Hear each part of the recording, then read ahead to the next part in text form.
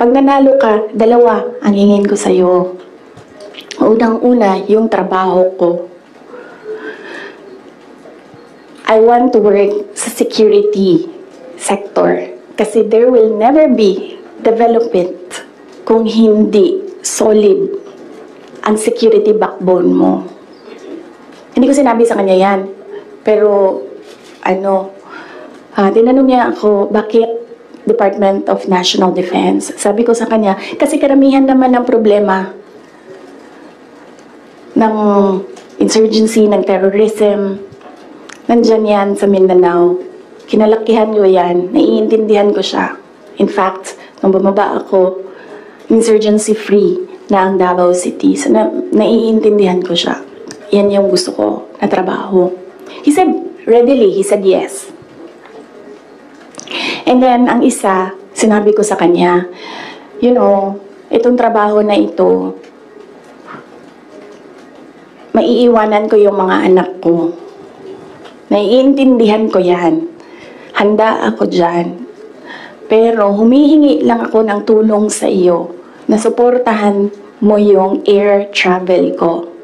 Kasi maiiwan yung mga anak ko and gusto ko lang na pag kailangan nila ako, makakauwi ako sa kanila. Kasi itong mga bata na ito, lumaki sila sa akin. Since birth, hanggang nag-decide sila na hindi na sila tatabi sa akin sa tulog.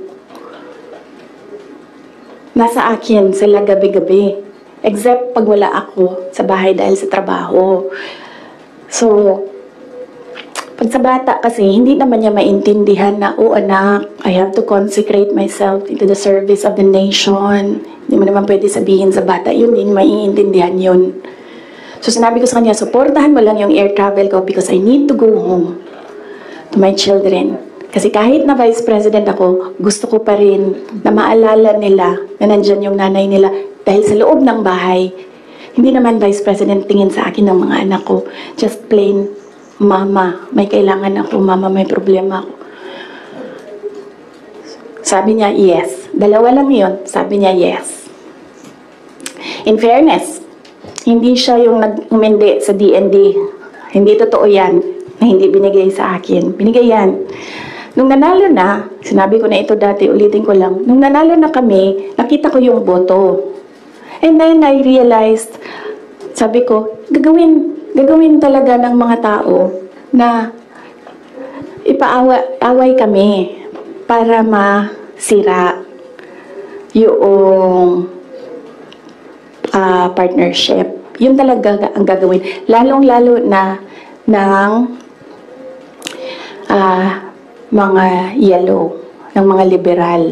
Kasi yun yung gusto nila. So sabi ko, they will exploit this. And dahil nasa DND ako, araw-araw ako pagdududahan. Anong ginagawa ng babaeng yan dyan? Usa na iya, ginabuhat. Asam na siya gaadto. Planning ako dita. Planning to overthrow the government. Kasi DND yan. Hawak mo ang military. So sabi ko sa sarili ko, ayaw ko na magtrabaho ng ganun. Na araw-araw ka pinag-iisipan na meron kang gawin. Samok ra siya ba? Magtrabaho ka, unya na pa nga na nga intriga, madaot lang imuhang kamada. So ingon ko, sabi ko sa kanya, pwede ba ako lumibat sa education? Kasi 3 naman yung plataforma ko. Mapayapang pamumuhay, trabaho, edukasyon. So sabi ko, pwede ako lumipat ng DepEd. Sinabi ko din sa kanya kung bakit. Ayaw ko na intrigahin ako. And then he said yes. So napunta ako sa DepEd.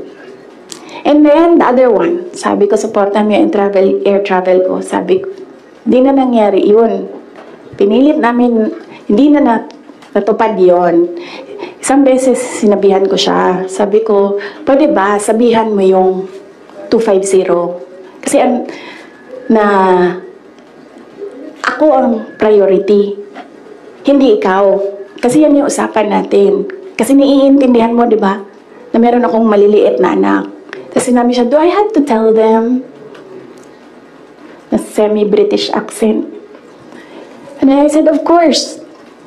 Kasi presidente ka, ikaw magsabi. So, hindi na. Isang beses. And then one time, priority daw si Lisa. Hindi ko alam kung anong trabaho niya para sa bayan na ito. And then one time, priority daw si ganyan. So, I said, okay. This is,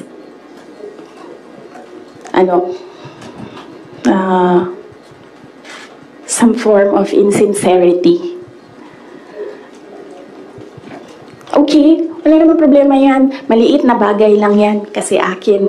Problema ko lang naman yan. Di man yan problema ng bayan. Problema ba ng bayan? Paano ako babiyahe? Di naman. So, maliit na bagay.